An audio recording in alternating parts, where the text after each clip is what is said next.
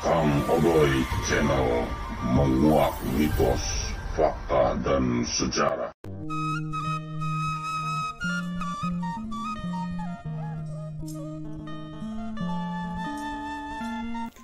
Assalamualaikum warahmatullahi wabarakatuh. Jumpa kembali sahabat bersama Kang Odoy Channel yang menguak mitos, fakta, dan sejarah.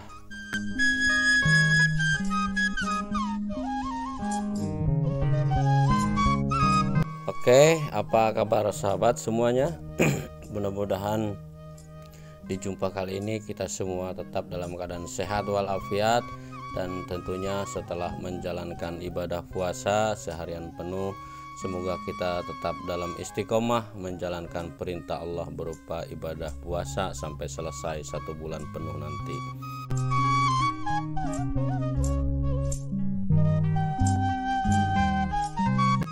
Ya sahabat, sebelum lanjut kita menyimak sebuah kisah. Jangan lupa juga buat yang baru gabung silahkan untuk like, komen, dan subscribe-nya, dan juga pijit lonceng notifikasinya dengan mendukung channel Kang Odoy terus berkembang. Silahkan sahabat bisa menyimak kembali video-video terbaru dari Kang Odoy. Kali ini kita sedang berada di Jalan Pulau Saren, Kecamatan Pekalipan, Kabupaten Cirebon. Ini menjadi area pertama yang menyambut pengunjung menuju sebuah bangunan kuno berwarna hijau. Nah, selanjutnya ada Gapura Agung atau Lawang Agung dengan ukiran bahasa Mataram kuno bermakna Sultan Charbon Kerajaan Kacirobonan, menjadi gerbang penyambutan bagi para pengunjung di keraton ini. Nah, inilah yang dinamakan Keraton Kacirobonan, salah satu dari keempat keraton yang ada di Cirebon yang merupakan keraton termuda.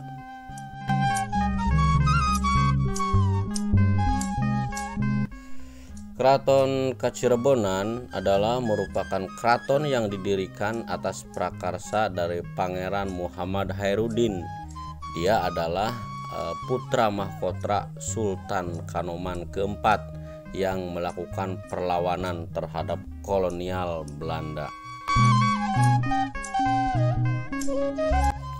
Mengenai sejarah dibangunnya Keraton Kacirobonan ini memang tak lepas dari peperangan yang pernah berkecamuk di wilayah Cirebon. Saat itu sekitar tahun 1670-an, Belanda mulai memasuki kedaulatan Keraton Kanoman yang dipimpin oleh Pangeran Khairuddin, dan hal ini ditentang oleh putra mahkota kesultanan yang tak lain adalah Pangeran Muhammad Khairuddin.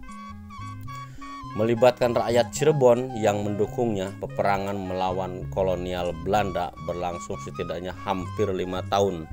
Namun pada tahun 1696 Pangeran Muhammad Khairuddin berhasil dikalahkan dan diasingkan ke Ambon di Maluku sana, sahabat.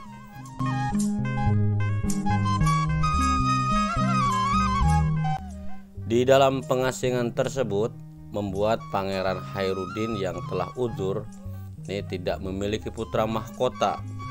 Dikarenakan tidak memiliki putra mahkota, yang untuk berikutnya diangkat menjadi Sultan Kanoman, hal ini dimanfaatkan pemerintah Belanda secara sepihak untuk mengangkat Pangeran Imamuddin yang pro pada kolonial Belanda sebagai Sultan Kanoman yang keempat.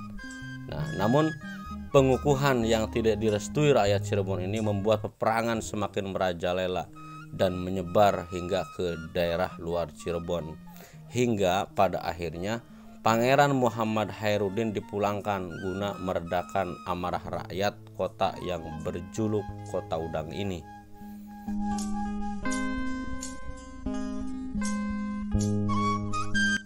Sahabat, Keraton Kanoman yang telah memiliki Pangeran Imamuddin sebagai pemangku tahta ini membuat Pangeran Muhammad Khairuddin mendirikan Kesultanan Kacirebon atau Kesultanan Kacirobonan dengan gelar Charbon Amirul Mukminin pada tahun 1808.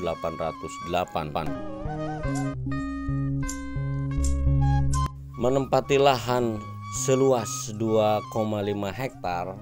Keraton Kacirebonan ini memiliki paseban kulon di sebelah kiri dan paseban wetan di sebelah kanan keraton. Keduanya ini berfungsi sebagai tempat penerima tamu dan latihan tari, yakni biasanya tari topeng khas Cirebon. Nah, kita masuk lebih dalam, sahabat. Ini pintu Slamet Tangkep di bagian tengah menjadi pintu utama sebelum memasuki gedung utama atau keraton. Pintu ini hanya dibuka saat upacara khusus atau ketika ada tamu khusus yang berkunjung ke keraton.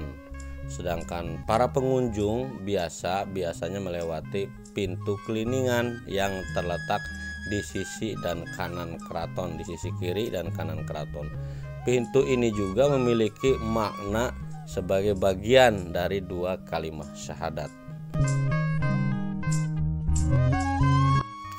Memasuki bangunan utama Keraton Kacirebonan ini memiliki warna dengan unsur hijau yang mendominasi 8 tiang sebagai pilar utama penopang bangunan yang terlihat sangat terawat ini. Nah, inilah sahabat yang dinamakan Keraton Kacirebonan, dan ini adalah salah satunya dinamakan dengan gamelan sekaten. Jadi gamelan sekaten itu ada di tiap-tiap Keraton Kacirebonan memiliki gamelan sekaten.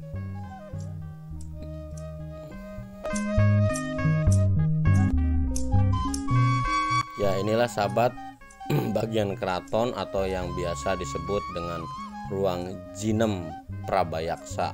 Ini merupakan tempat di mana Sultan bertemu dengan tamu sekaligus tempat diadakannya acara ritual keraton. Nah, Keraton Kacirebonan ini memiliki berbagai benda koleksi kuno, yaitu yang syarat dengan sejarah. Di antaranya ada pedang, tombak, sampai alat pembuat jamu atau param yang masih berbentuk batu tersimpan apik di salah satu ruangan di keraton. Nah, ruangan bagian keraton ini menyimpan berbagai benda berkaitan dengan keraton serta agama Islam. Di antaranya ada kitab dari zaman para wali hingga gamelan.